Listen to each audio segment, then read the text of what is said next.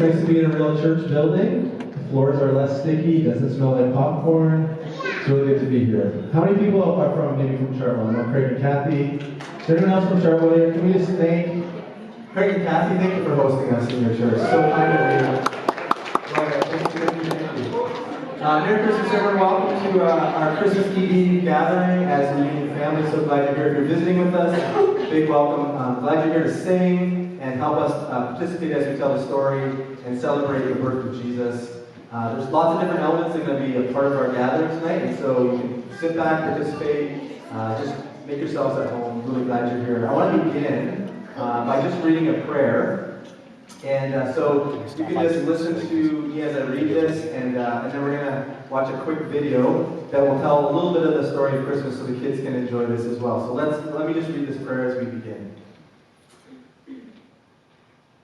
The Christ child is about to be born, the one promised by the angel.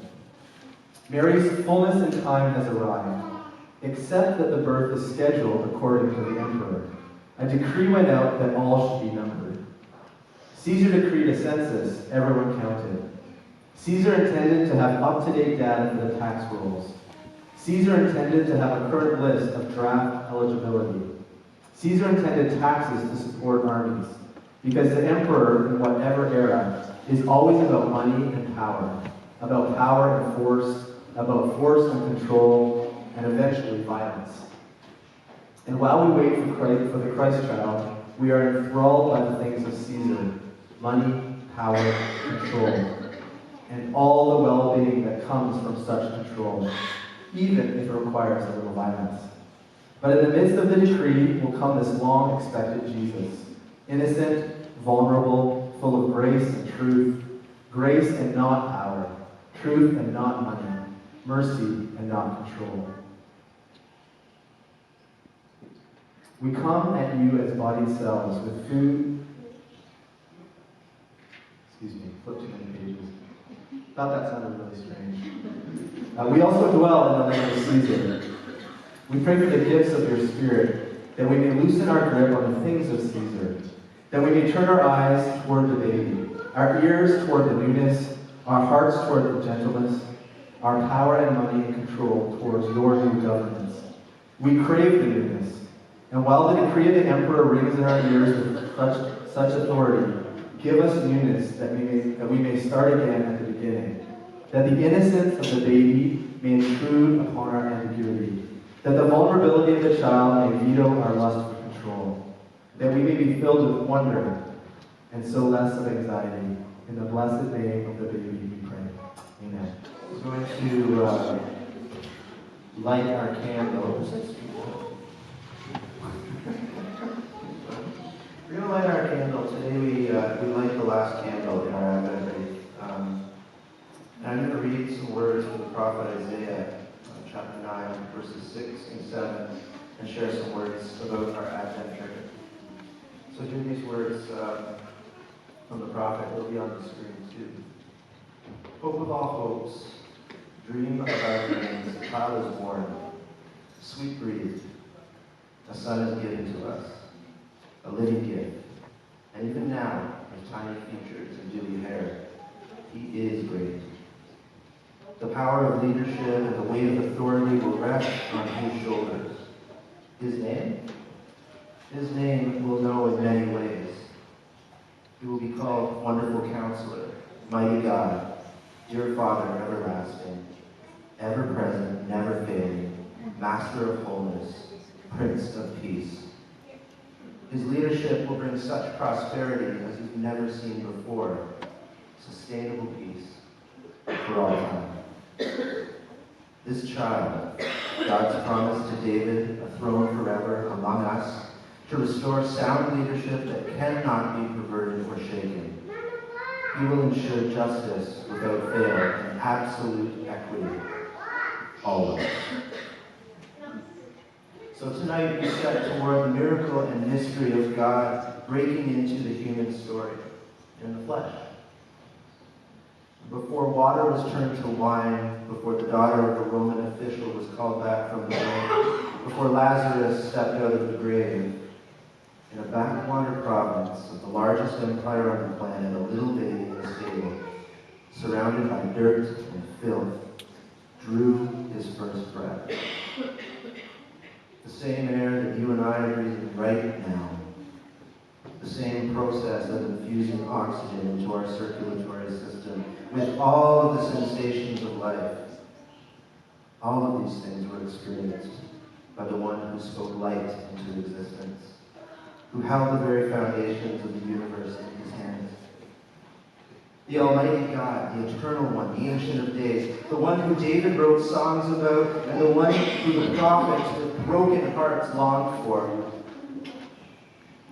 He is the one in the manger. God? Yes. Human? Yes. The creator of all that is and all that will be, touching creation, showing up in the most vulnerable way as an infant. Not in a palace, not in a glorious temple, but in a manger. So tonight we stand at the foot of this manger and see what? Nothing less than God's wholehearted yes to humanity.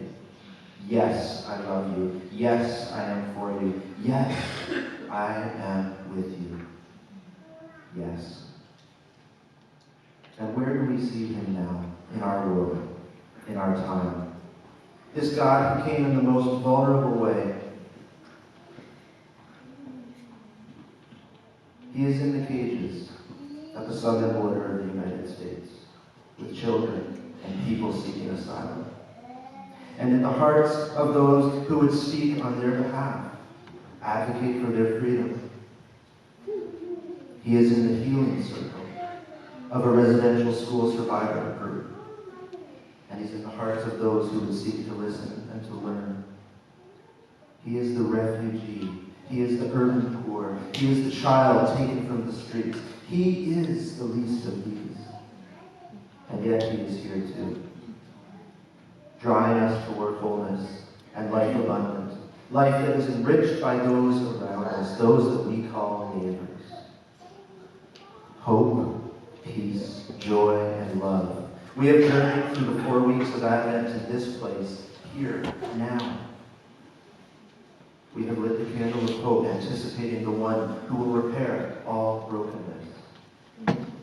We've lit the candle of peace, declaring that he is our Prince of Peace, the one who will bring true shalom. We've lit the candle of joy, celebrating the goodness of our God who reaches out over and over and over and over again. Now we've lit the candle of love, for we are transformed and sustained by his love for us. And tonight, we light the Christ candle. May we reflect hope, peace, joy, and love. May the light of Jesus shine brightly in this world, and may we live into the bold declaration that he is our Emmanuel, God with us, hope for all. Amen. Hey, our kids have worked really hard on this special Christmas story for you guys. It's called A Very Super Christmas. While on patrol one day, a superhero notices 3 people wrapping gifts. They stop to have a look at what they were doing. Maybe there was a fun party to join. I hope the new savior likes our gifts. I'm so excited to meet the new hero. He better know we have a long walk. My gift is done. Right too. Okay, let's get all Lamborghinis and go. The hero was shocked. A savior who saved the whole world? What would this mean for the superheroes? The hero raced to tell their friends.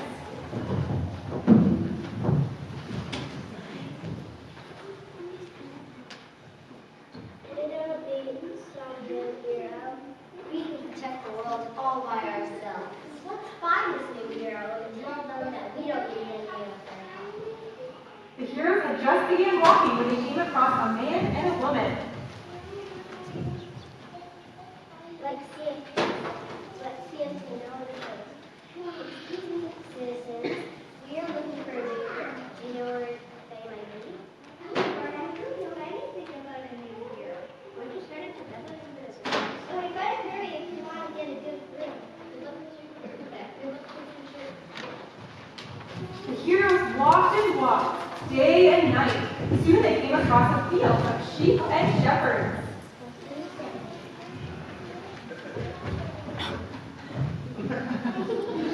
Suddenly they heard some shouting. It sounded like they were in trouble. The heroes ran to see if they could help.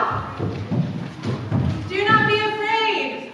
I'm an angel and I have good news. The Savior was born in Bethlehem tonight.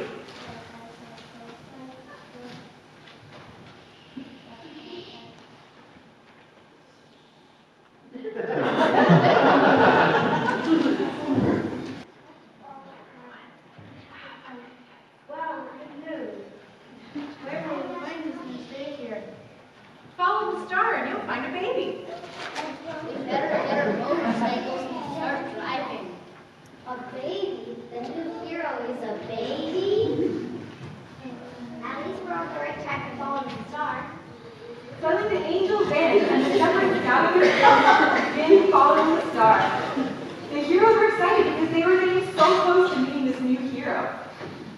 They began following the star again, and after a long time they saw a town, and they walked all the way through the town to a stable. They were shocked. They couldn't believe the new hero would be in a little stable. They walked and saw the shepherd, the sheep, the man, and the woman. The woman was sitting beside a feeding trough. In the trough was a little baby.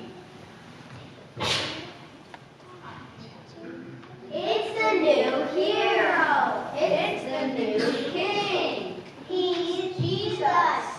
Jesus. God has big plans for Jesus. When Jesus grows up, he will be king. He will grow up to save us from our sins. He will teach us about love. What about us? What about us? Can we still help? We care about people too. Of course you can. Jesus will save the world, but he'll need friends to help him. We can be like a superhero team sharing God's love. Maybe we can be called the Lovengers. The heroes learned that it's okay to have some help saving the world, especially when it comes from Jesus. And everyone at the stable agreed it was a very super Christmas indeed.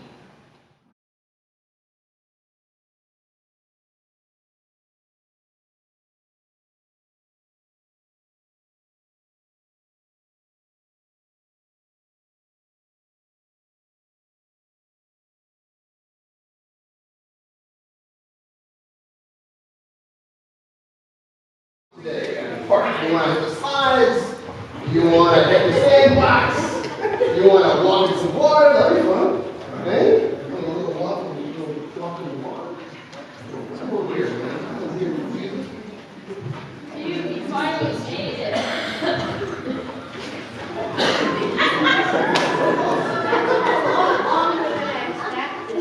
Oh, There he is. there you are. Finally decided to show up, huh? Better late than never. Hope we get some gift receipts for these presents. Eh?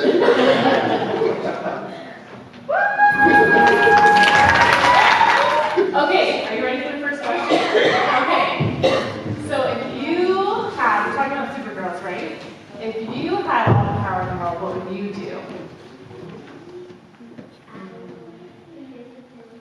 Invisibility. Yes, absolutely. Things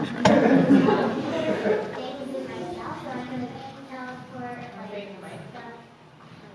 I would teleport things in myself, so I could teleport like things from mansions.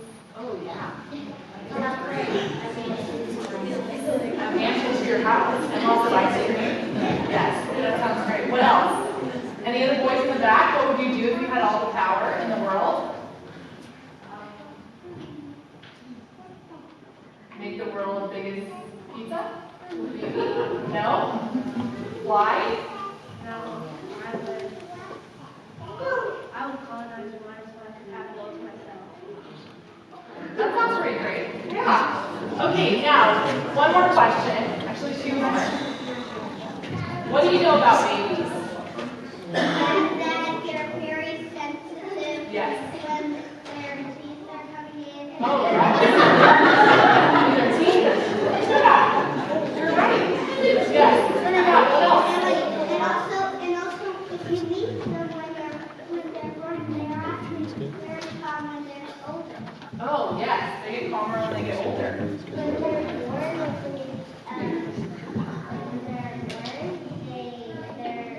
they're soft and that they sleep a lot. Yes, they sleep a lot. And they cry. They're squirmy. You have to be really careful when you hold them, huh?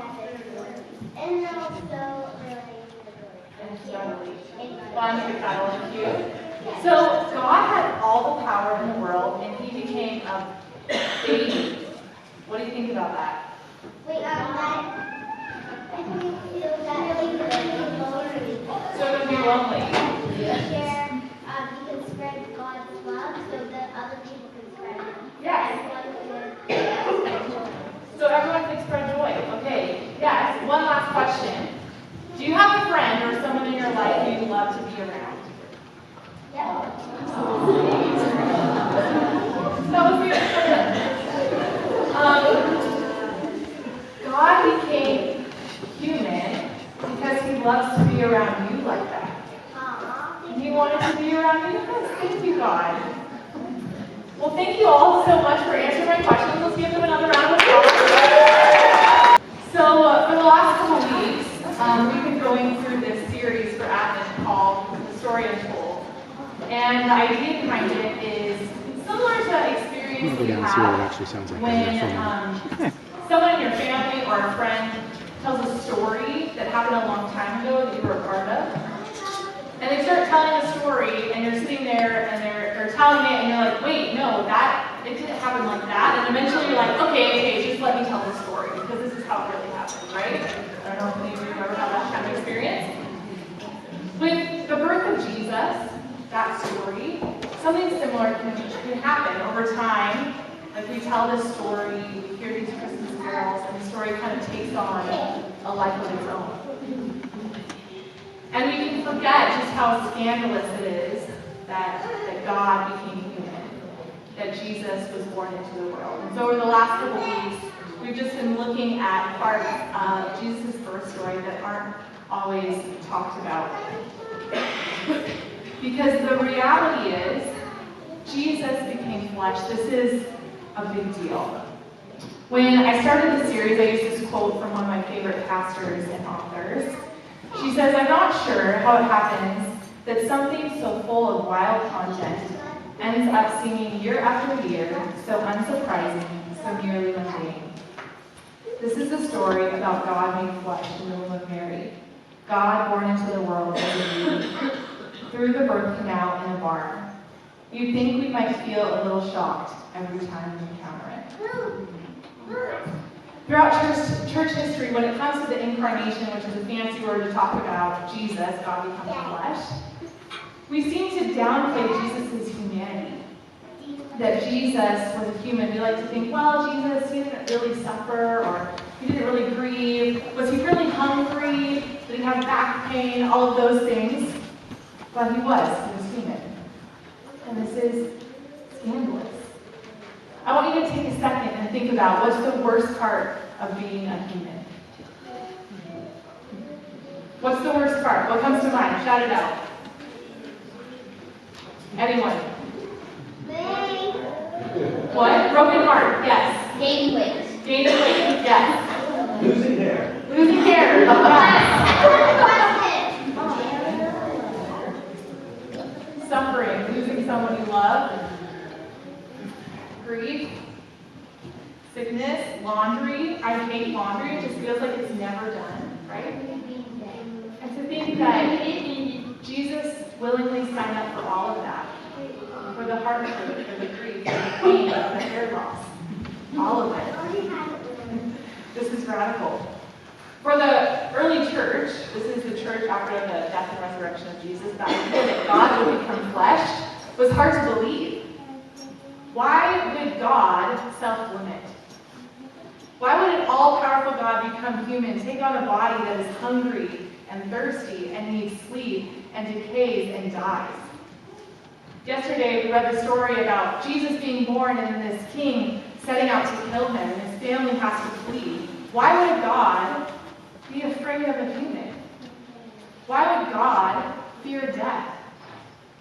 This doesn't make sense. About 6 months ago, my sister gave birth to my nephew. I have a picture here for you. Oh, yeah. I know some of you have already seen this photo because I like to show it and pretend I had something to do with why he's so cute. This little baby with little baby fingers and toes and boogers and a crying, pooping, can't even hold his own head up baby, Jesus. God becomes human. So what does this mean for us, that God became a baby? Well, it means a lot. We could talk about it all night. And some themes have come up over the last couple weeks. It means that God is faithful. That God's people had been waiting. They were living under a Roman occupation, waiting for God to show up, and God shows up in this radical way. It means that we're a part of God's family. Because Jesus' family was actually pretty messy. It wasn't a picture-perfect Christmas. I imagine it was much more like the Griswolds, only like a little more scandalous. It means that God sees us. That there are times in our life when we don't feel very important, or we feel like nobody, or we feel like people don't notice us. And there are people in our world who are treated as less than human, but God sees us and God sees them. It's the birth of a new kingdom, a new way of living in the world, marked by love and compassion and generosity. It means so much, and ultimately it means that God is with us. In Jesus, we see God's radical love and solidarity. Over the last couple weeks, we've been kind of hopping through the book of Matthew. Matthew is a book all about Jesus, his life. And in chapter 1, verse 22, it says, all of this occurred to fulfill the Lord's message through his prophet. Look, the virgin will conceive a child. She will give birth to a son, and they will call him Emmanuel, which means God with us.